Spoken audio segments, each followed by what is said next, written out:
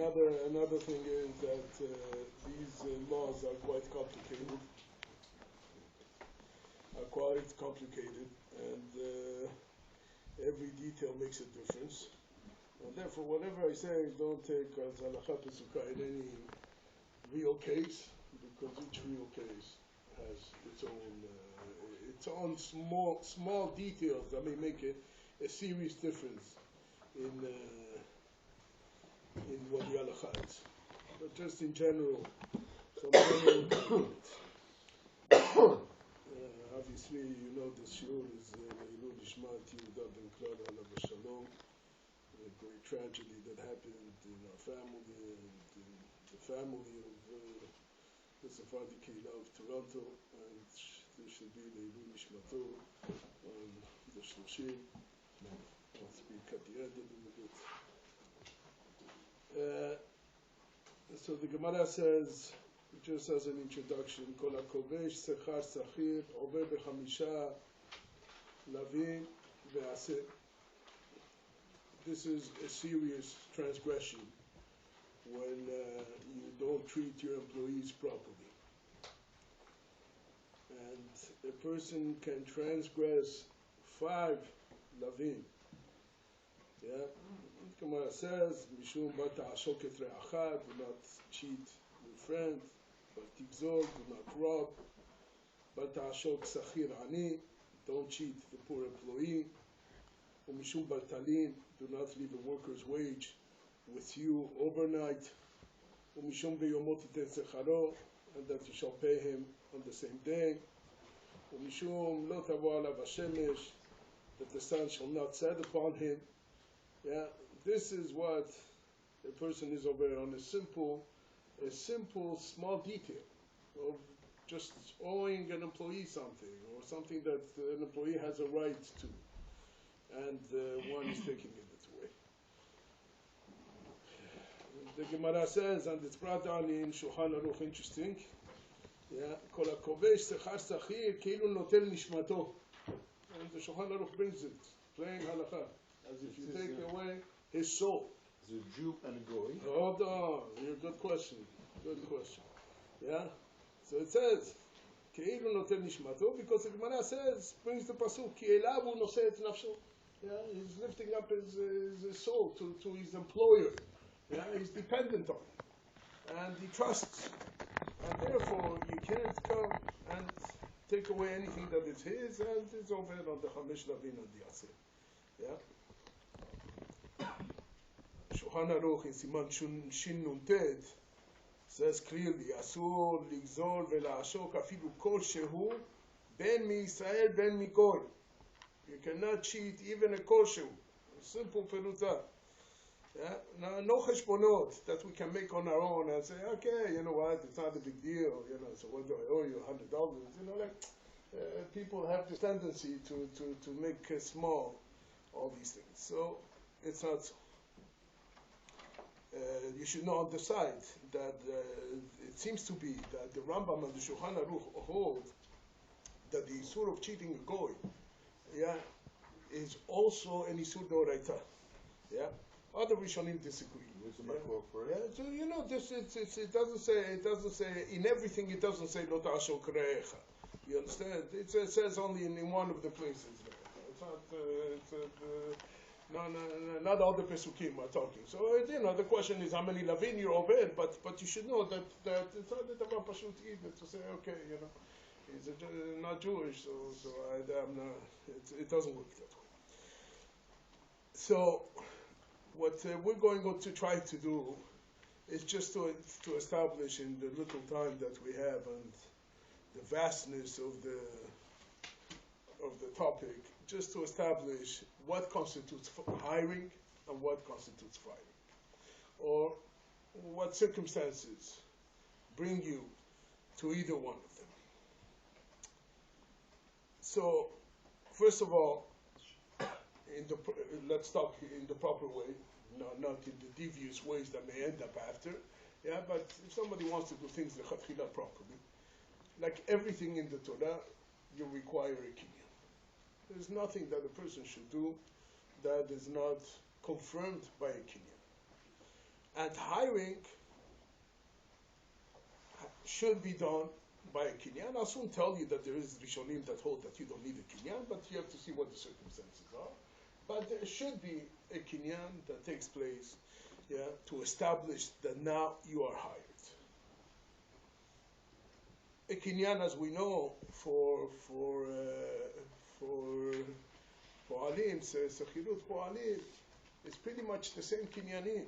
You have a Kinyan Kesef, you could have a Kinyan Shetar, or a Kinyan Sudar, which means Kesef is a machloket of the poskim, what it means. There are those that hold that it means a small specific amount of money that is not related to payment for the work.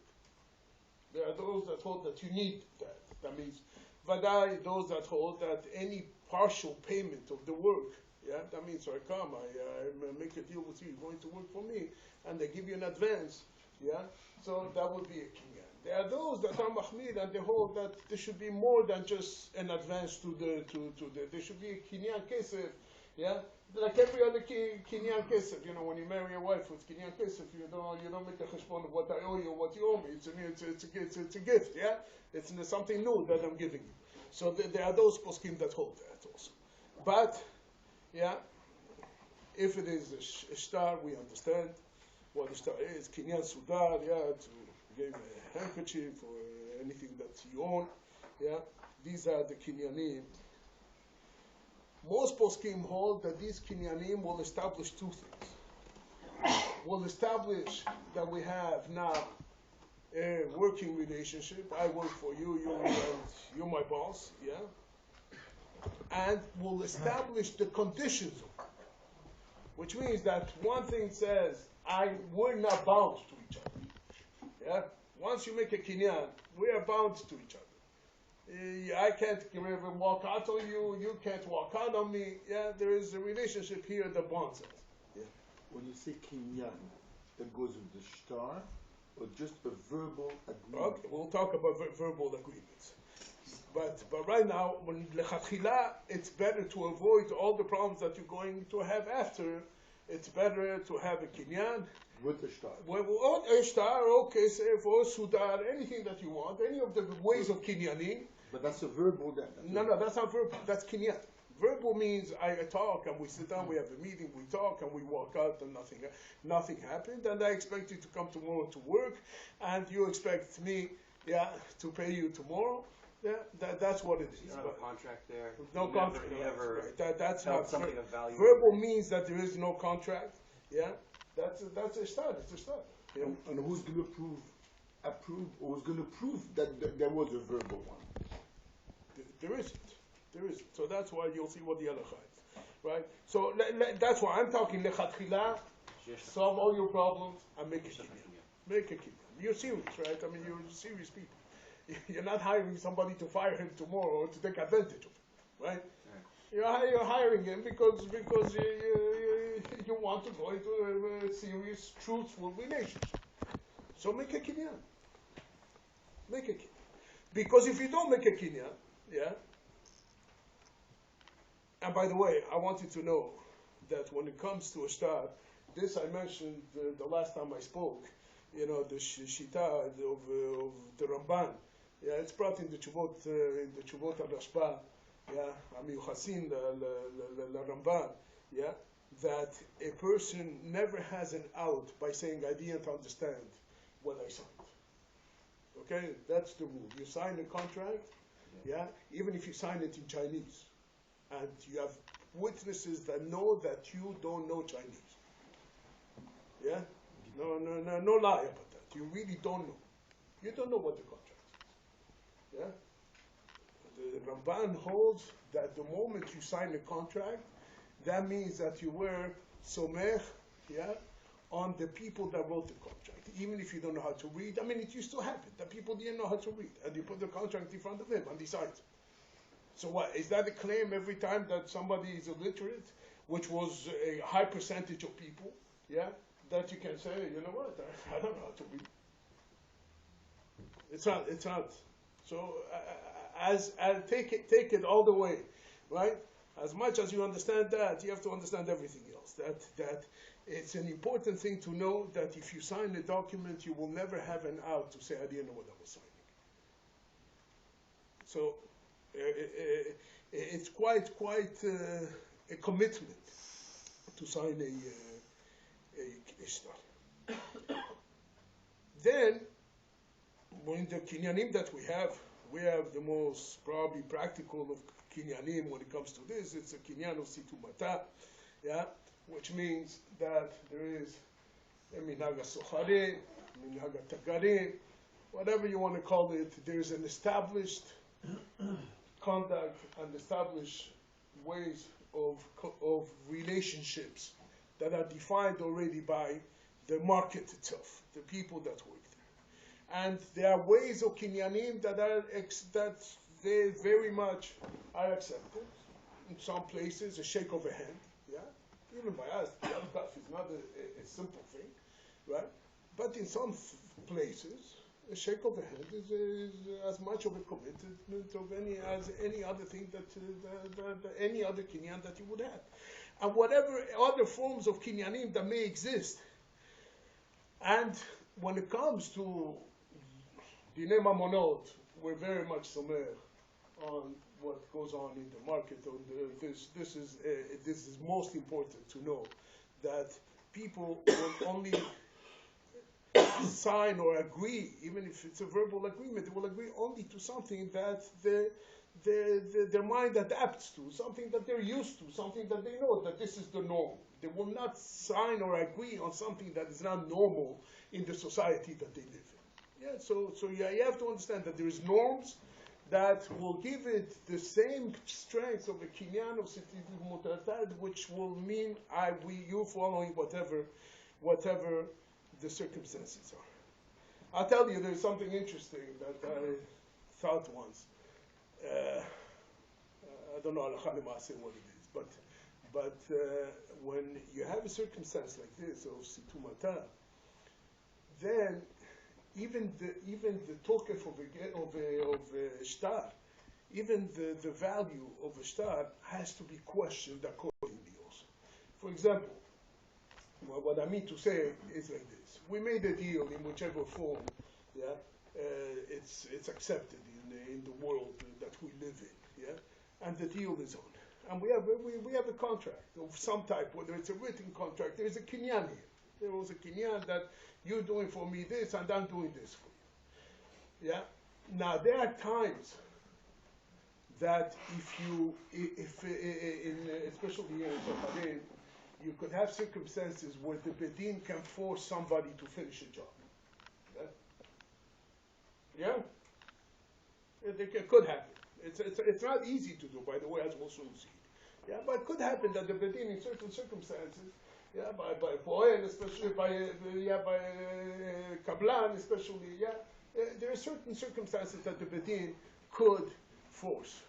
Now, if the kinyan was a kinyan of Situma, and I'm telling you, I don't know if this is halakha, but I'm just telling you how far one should think about this.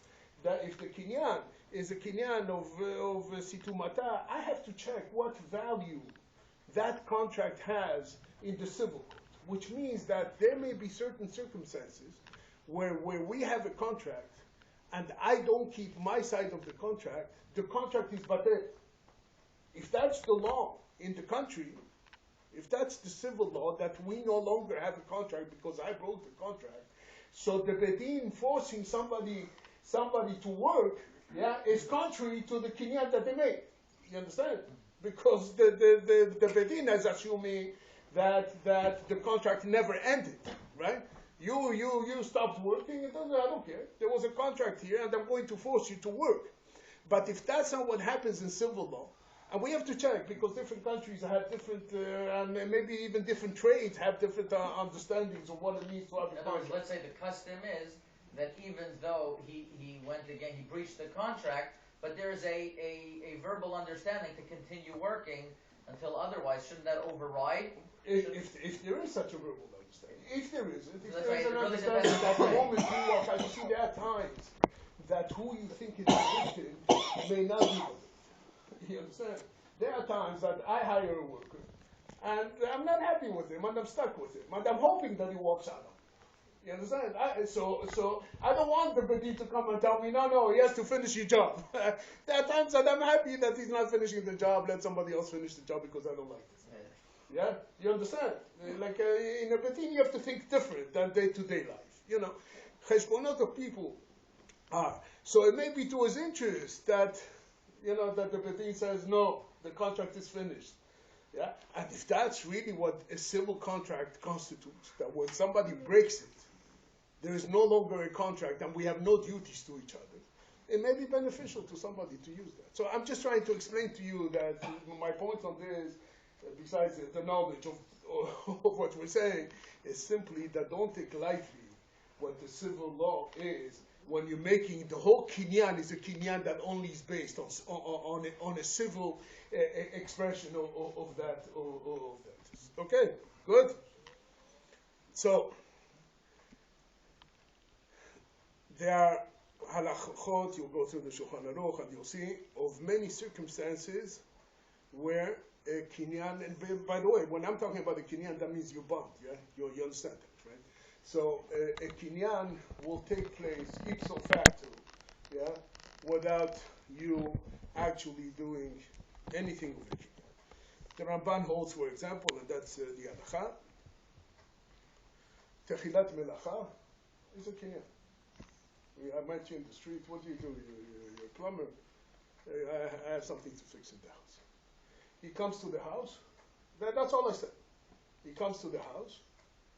Yeah. He started working. I have a kinyan with him. I'm obligated. There's no way out of freeing myself from this man. Yeah.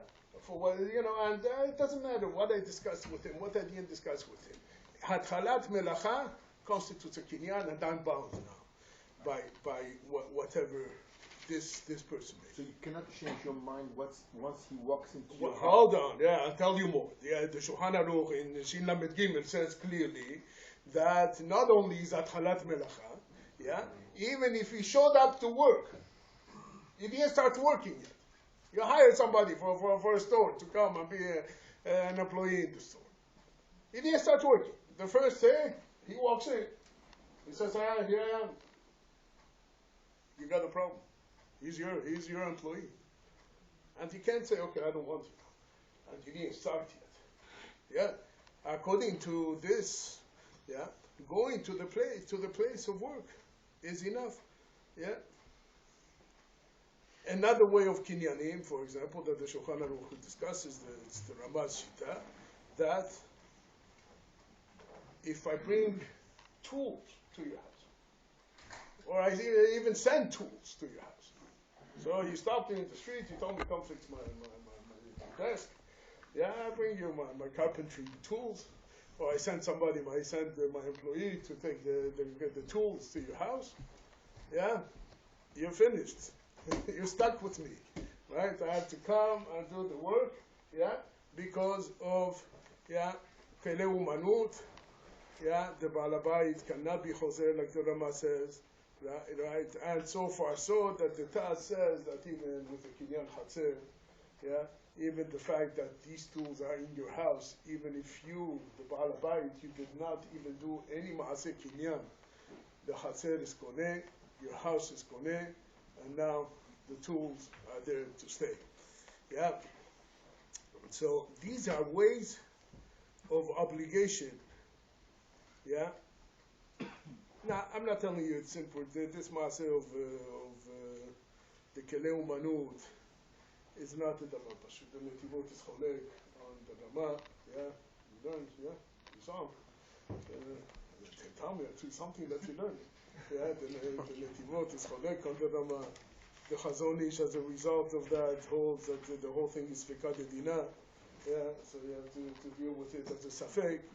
Yeah, but the fact is that the idea that you're getting is Kinyanim, yeah, are made ipso facto, whether you want them or not want them at the time that they're happening. The moment this is happening, and you told the person to come and to do this, yeah, then you are actually hired this person. When we say hired, it can't be choser. It can't be choser. It can't be choser, right? That's what it means. Yeah. And if it can be choser, only under the circumstances that halacha permits you to be choser. No, I'm saying at all, or can you change the job at least? No, you can't change jobs on people. Saying he's doing the plumbing and wanted to do. I'll tell you soon about changing jobs, how far it goes. Let's go on. So, by the way, the Rivash holds that you don't need Kinyanim b'chol. Yeah? What do you mean? Yeah, the moment the worker does his work, yeah, you're bound to him. And he says that it's not worse than the case that Gemara has as Momorid Sadeh Chavero, Shelo Bishut. Yeah, somebody comes. It happens. Two neighbors. One ordered a painter to come to his house. While they were away on vacation, come. The maid is there. She'll open the door for you and paint. Instead of going to the right house, he went to the next house. The maid opened the door and he painted. Yeah? Yeah? So you think the benefactor of this paint can get off easy and say, I never ordered you, I never did. Not the Davapash. Yeah? It's not a simple thing. You came into my house. It's true I didn't invite you. Yeah? It's true I didn't need the paint. But you enhanced my house. Now my house is freshly painted. Yeah? And you put in gallons of paint and hours of work. Yeah? So that's it. Yeah? Even if there was no kinyan. Yeah? There was no kinyan at all. The neighbor doesn't know anything about the painter or the paint. You understand that? Yeah? It happened to the other guy. Not here. Nobody from this house. Nobody ever spoke to him. He has to pay. What? That's the question. How much he has to pay? But to say, you know what? I didn't invite you to come to my house, and I'm not interested in your paint. That's not a solution. How do you say ipso facto in the Gemara learning? What's the terminology? Yeah. Okay. So, we could go on a lot of this, but we don't have time. So let me just tell you what we're dealing with mitzat halacha. What that means. First of all, let's establish what laws of halacha are pushing us into this situation, right? So it's a machloket of three rishonim, and not three, it's more, yeah. But we have the Rosh and the Tosafot. They hold that my chiyuv as an employer, yeah, is a chiyuv that comes midina de garme. Yeah, midina de garme. We had a whole shiur about it last year, 2 years ago. That was it. Rama and Garmi. Yeah. So the Tosafot and the Rosh, very simple. There is some damage that I cause you, yeah, that falls in the category of Dina de Garme, yeah, and therefore I must pay. Yeah? And many times the damage is the fact that you had an opportunity to have a job, even if you didn't have a job. The fact that you were available to have another job. Yeah? So I'm causing you a loss. Sometimes that's as simple as that. Yeah? And vice versa. Gardening is causing loss. Right. Yeah, and vice versa also. I could be causing a loss if I walk out on the job that I was given. Yeah. So that's why. You see, we have to understand where our halachic commitment comes from. What's binding me? So the Rosh and the Tosafot, they hold it's Dina de Garme. The Ramban and the Nemukei Yosef, they hold that it's Davar Avud. Yeah, if there is a loss, it's Davar Avud, something that I will lose, whether it's a job or an opportunity of a job, whether it's the fixing of my house, whatever it may be. Yeah, that's where it comes from. The Ritva has an interesting opinion, and he says that it's midin arev. The moment I ask you to work for me, I become a guarantor. And he says it like this. He says, משתבד למדין ערב, שחייבים לשלם לבעל הבית מה שמפסיד כשחזרו בהם, או בעל הבית חייב לשלם להם מה שמפסידים. Yeah? Either side is making the other side loss, and because I hired you, I became the guarantor to your losses. You understand? It makes a big differences in Halachah. I don't think we have time to get involved in the details of this. Yeah? And he writes, the כיוון שסמכו זה על זה, נתחייבו זה לזה במה שיפסיד על פי. The moment, we commit ourselves to each other, then I'm taking responsibility for whatever loss I will cause you, and you're taking responsibility for whatever loss you will cause me. וזה דין גדול. This is a great din. So, למעשה, it's important to know from where we're coming. It's a little bit of a problem when we come lehalakha, because it turns out that dinah garmeh and davar haravut can only be used when there is a loss. I can't say dinah garmeh when I didn't cause you a loss. I can't say davar haravut when I didn't cause you a loss. So this becomes a problem in psal, right? Well, what do you do? While the ritvaz din of arvut, that is not causal. I didn't cause you any loss. I'm an arev that what I promised you to give you, I'm giving you. It's a whole different. Okay. Anyway, we need time for that.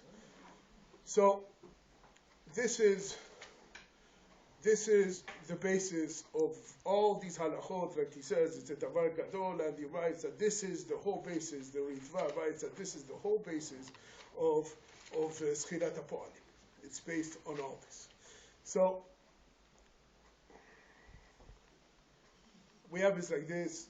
You've made any type of kinyan or an ipso facto kinyan, and you're bound by these halachot. You should know that when there is a group of people that are hiring somebody, there is no need of a kinyan. So this is a big problem with the boards. Boards are problems. So the boards, they hire people. You understand? And you should know the moment the board hired somebody, that's it.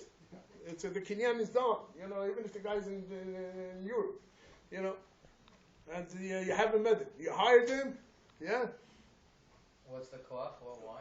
Because the rabbim constitutes it. Right. You have more than 2 witnesses.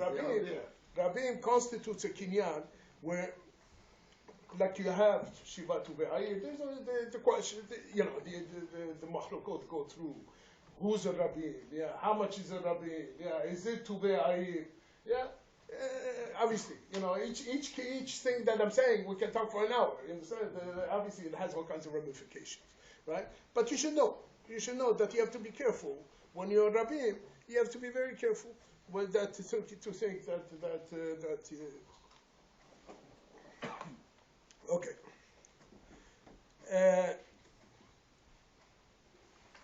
If you hire somebody who had a job, and you tell them, quit your job and come and work for me, you should know that you have the Maharashtam says it's a din of harev. You're responsible for every dollar that this man was making. So, if you want a true kinyan, this is mamash. Because there, you have the harev, you have the dinat garmeh.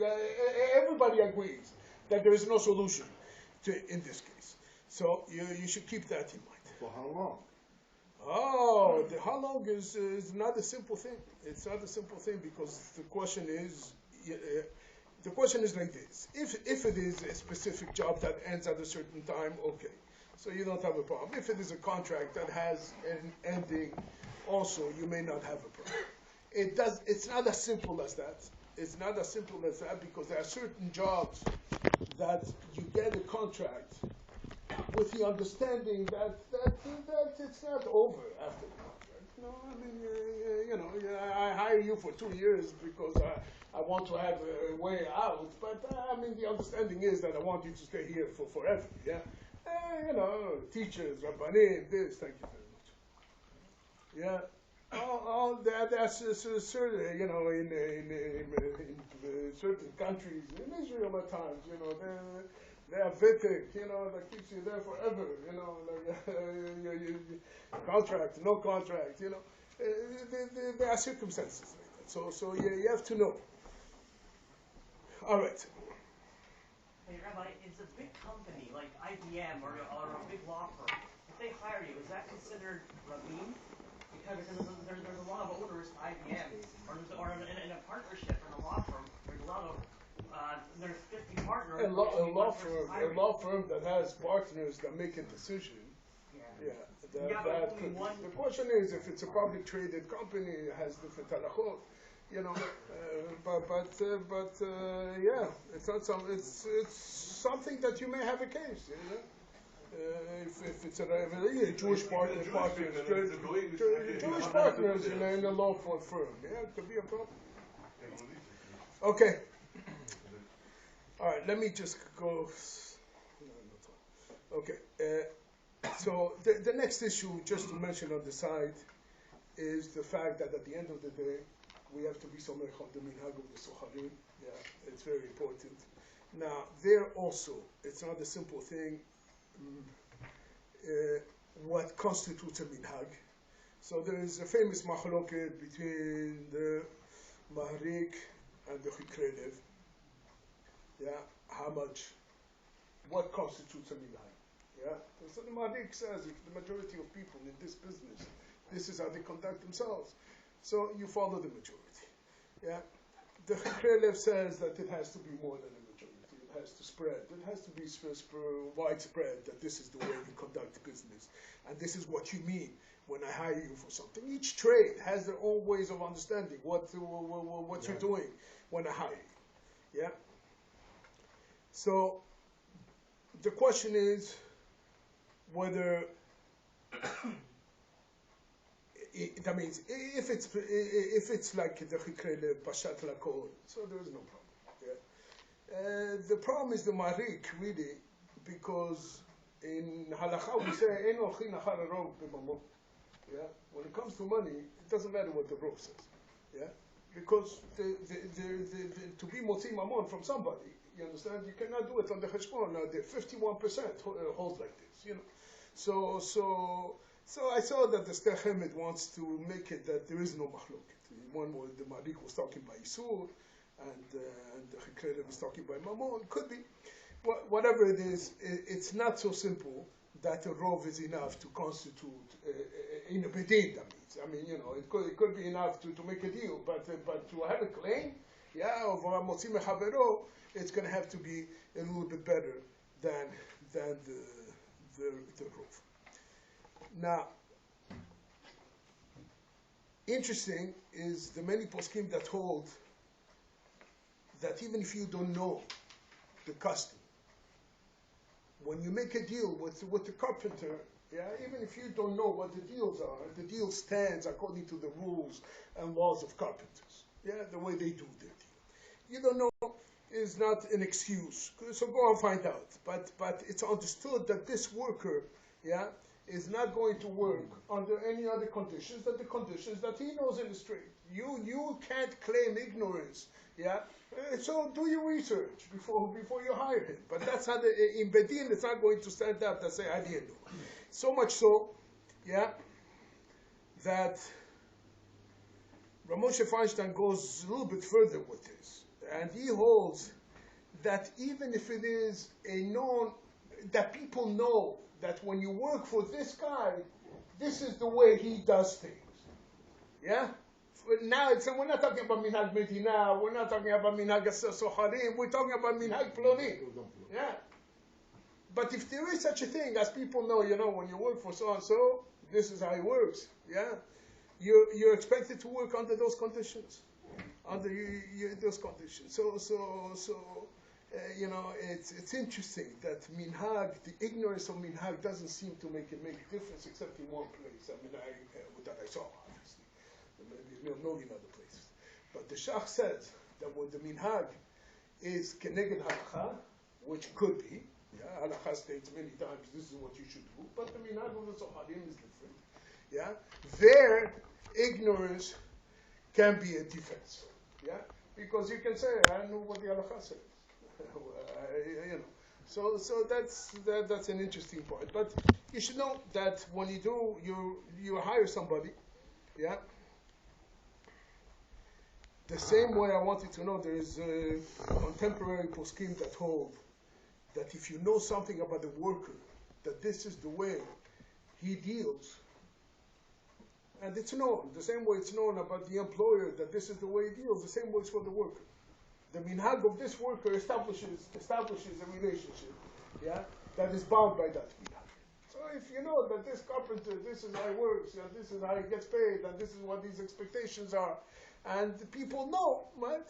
Again, so it may be so I'm just trying to tell you how far this commitment goes. That minhag is we always think that minhag is the whole city is doing it. It doesn't work like that in Dinei Mamonot. It's interesting. It doesn't work like that in Dinei Yisur maybe, but not in Dinei Mamonot. In Dinei Mamonot, there is an individual here that deals in a certain way, and you have to deal with him in the way that he understands what he's signing. At the end of the day, like the Rashba says in the Chubot that minastam kol mi shenose benoten al davar hanahug bo ose. Each one has a minhag that he's basing himself on, and that's what it is. Okay, I don't want to spend any more time. So we know what hiring is.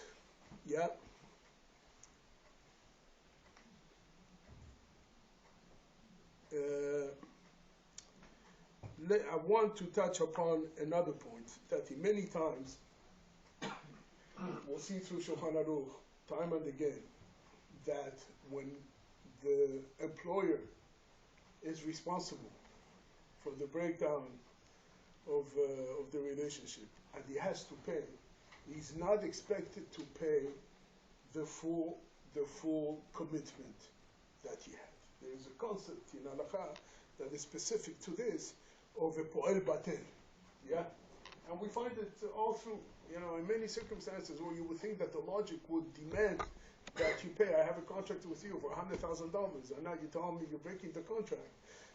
I expect most people come to Bedin. I want $100,000 on damages. It's rather davar pashut. It's very difficult to get that. Very difficult to find the circumstance where unless if you had a job, But again, it has to be the Nadi Garmi that comes into the picture. So what happens is that the truth is that the po'el batel, the definition of a po'el batel, is somebody that is willing to take less money and not do the job. That means I want $100,000 for this job. You want me to go home and not do the job? I'm losing out on the $100,000. But for the gain of not working, I'm willing to pay something for me to just sit around at home. So there is a value to that. So all right. So the earlier Rishonim, they gave a value that it's not necessarily applicable. I don't know if they meant it as a final thing, which is half. The two rights that have pagada agra.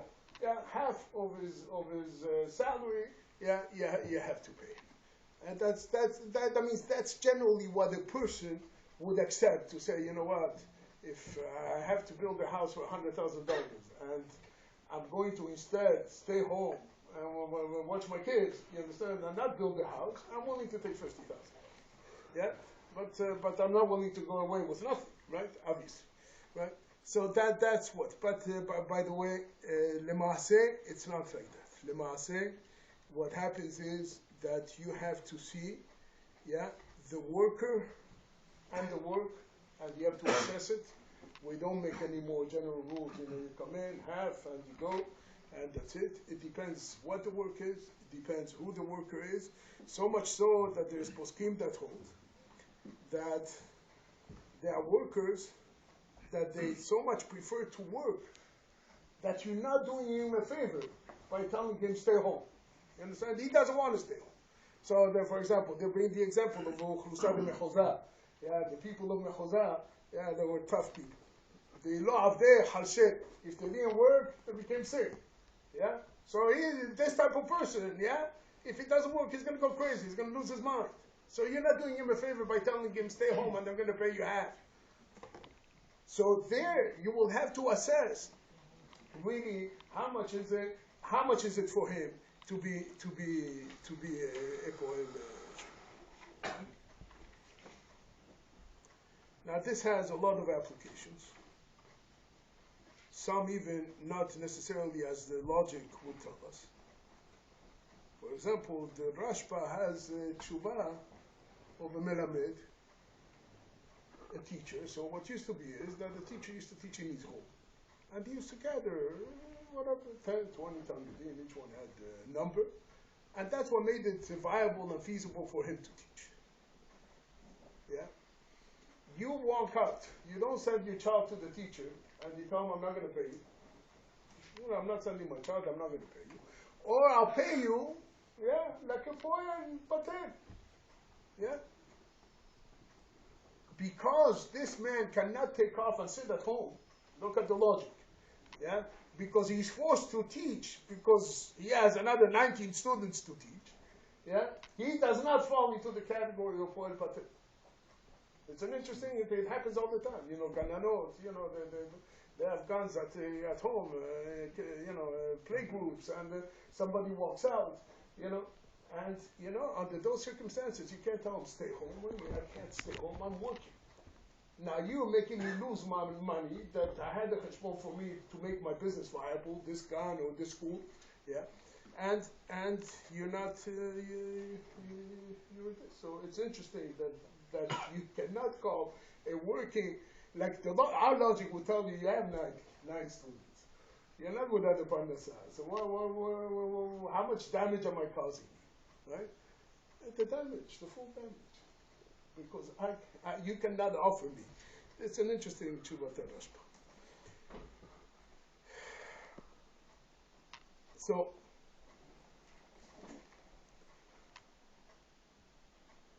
we have circumstances where you break a contract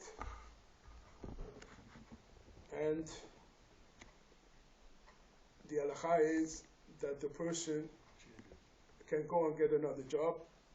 He has less of a claim on you. Okay? Can you force him to get another job? Yeah, now that it was established that you have to pay him, whatever it is that you have to pay him, can you tell him, you know what, go and get yourself a job? So you can. The only problem is that you can only tell him to get a job as similar as possible to the job that he has. So you would think, yeah, that another choice would be to give him an easier job. Yeah, if you're ready to work for me this hard, so go and get yourself an easier job. So I want you to know it's fascinating, yeah, that most poskim hold that it doesn't help. It has to be a job similar to the type of job that he's used to. The Chazon Ish writes it has to be, yeah, what he's used to, yeah. So to you, it's an easier job. He's used to breaking stones. He stands the whole day and he breaks stones. That's what he used to. So that's the type of job that you can tell him, go and get. You're telling him, I'm going to give you a job to be a watchman, to sit in a chair the whole day and watch, yeah? He tells you, I'm not interested. This is like the Uchlusa of Mechoza. You know, it's going to kill me to sit and watch the whole day. So much so that one of the poskim says that if you give him a job to say Tehillim the whole day, and he's not somebody that would sit down and learn the whole day, he can tell you, no, I'm sorry, I'm not working to you're paying him, or you're finding him a job where he's going to sit and learn the whole day. So you think, you know, what's better than sitting there? Yeah? So some of the poskim hold it doesn't help. He's not shaykh, because this is not the same type of jobs that he's used to. He's not shaykh for him to sit and learn. What about location? Huh? What about location? Location of where he works. Yep. Yeah, obviously. You know what? You're not going to send them. You have a contract of any time or form where there was a kinyan or an ipso facto kinyan. You can't just send them off and tell them go to very, very much. You're stuck to very much where he is. The time starts when he leaves home or when he gets there. So that's also a discussion in halacha, yeah, where as far as how to get there and where and yeah. So again, it's open to the minhag of the people. So I want to come back on, you find him, he gets the same kind of job exactly, but instead of Toronto, it's in Hamilton. He can... Yeah, I told you, I'm going to travel to Hamilton every day. That's a job on its own, to travel to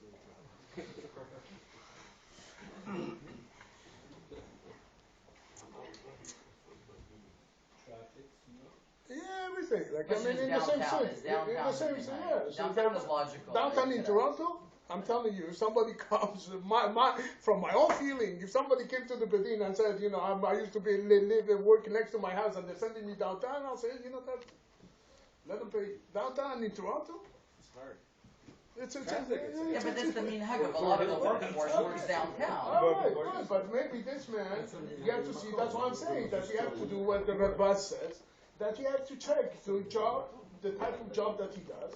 Maybe this is a man who walks around, we're in the neighborhood, and he does work in the neighborhood. It's not about pursuit that you can, So, you know, there is a whole sugya afterwards of Unforeseen that I'm going to have to skip, yeah, because there's no time. I mean, there's two major issues still, unless I come back.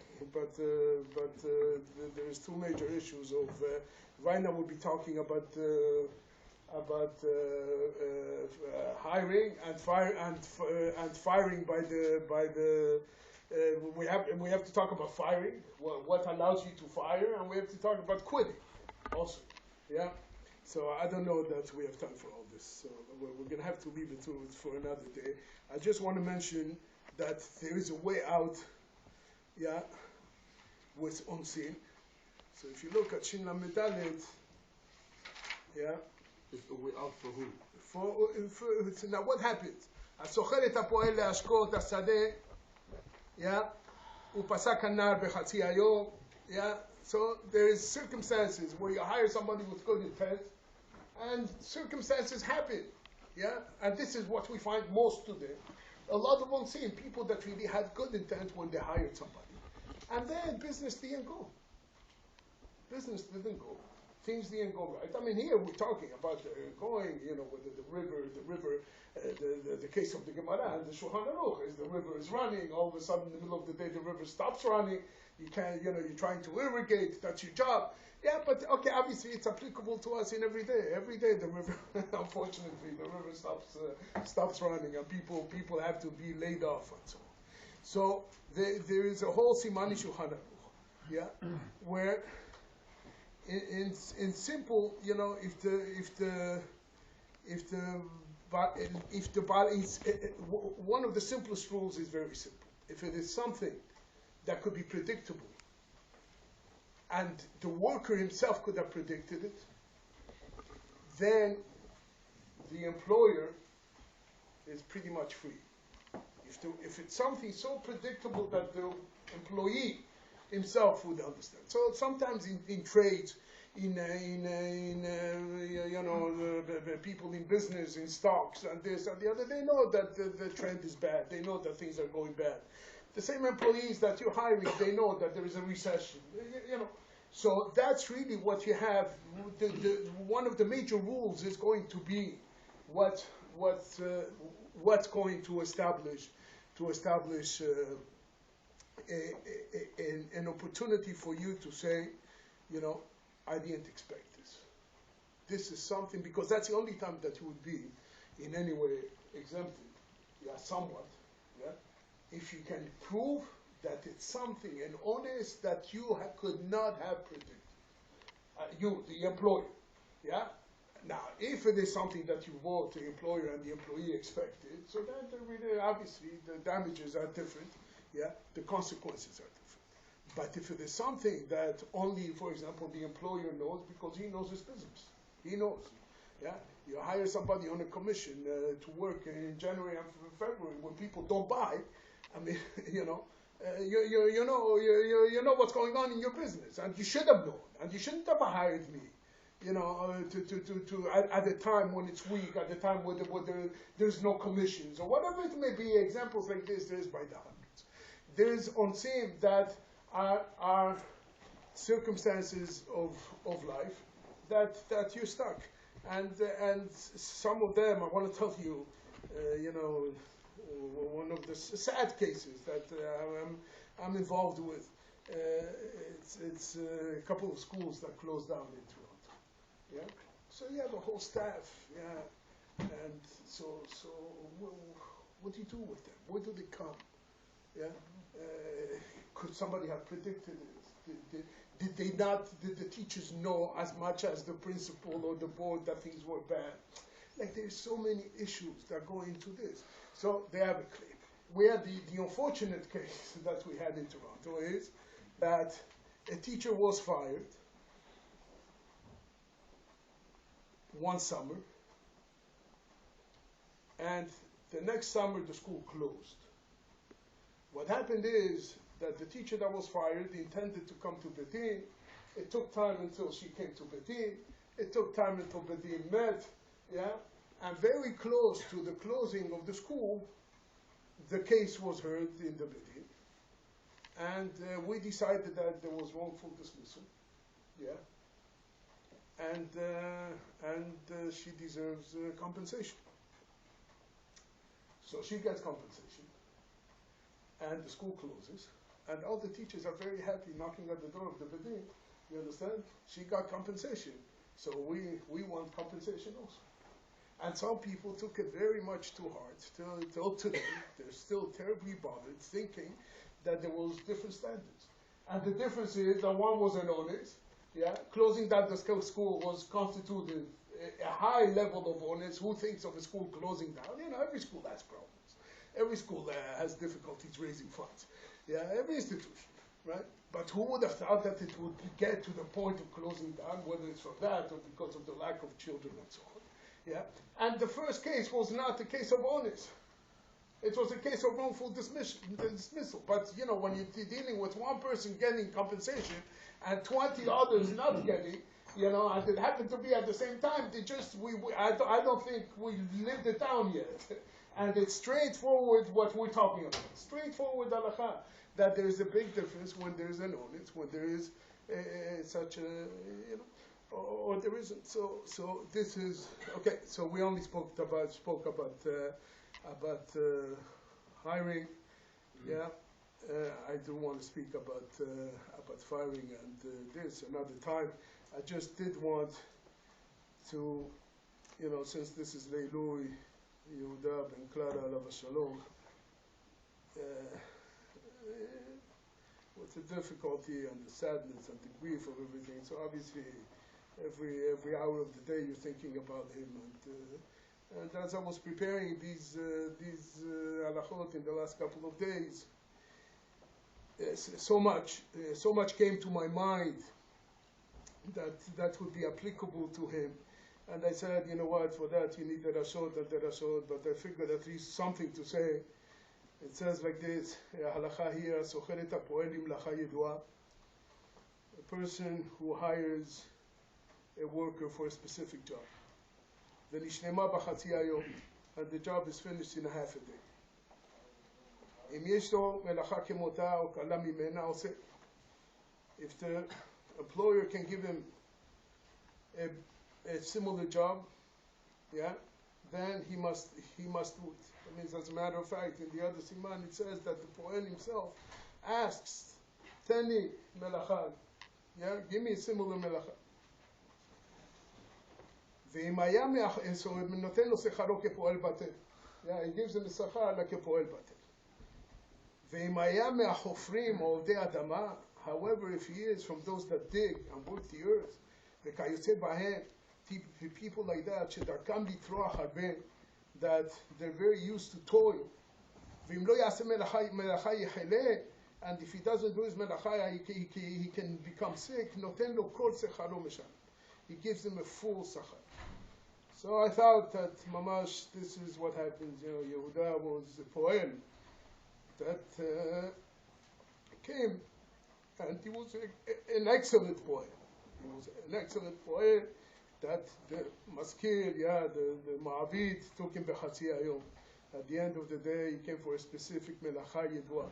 He had a specific tikkun to make. He came to this world for that specific melacha, and it ended. It ended early. It ended in the middle of the day.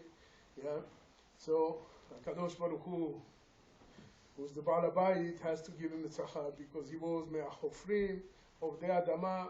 Be'er hafaru asarim.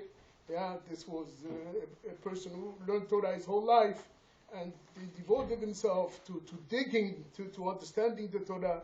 So then, the Darkam Litorah Habe, these people that sit and they learn Torah, they have a big tircha, a big toil in their lives in order to maintain themselves and to be able to learn clearly and have all the time that they need to learn and still worry about how to maintain a family and so on. So these are people that are Torah Habe. So there, Noten lo secharo meshalem, HaKadosh Baruch Hu gives them his entire sachar. HaKadosh Baruch Hu gives him his entire sachar in Olam Haba for the work of the half a day and for the work of the other half a day that he didn't live. He's getting a full sachar for an entire long, extended life. מרב תורך שספרת מלאך פעלת לא חסים נגד בני אדם מגלום מדושבתך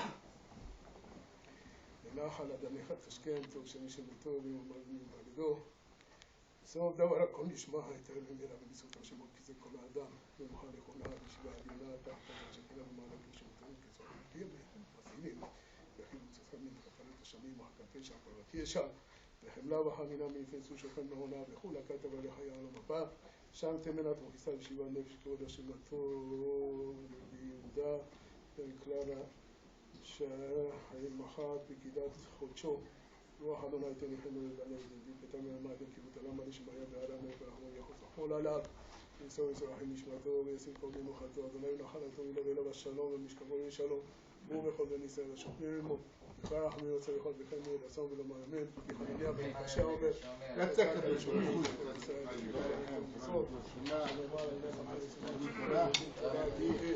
גדל, קדש ורבה, ועמד ואחותך, אומר חותך, תצלח, תתכנס, תתכנס לשחר, תוכל לכון ולכון, התכחות את ישראל, בעגלה וזמן קריב, אם הוא אמן,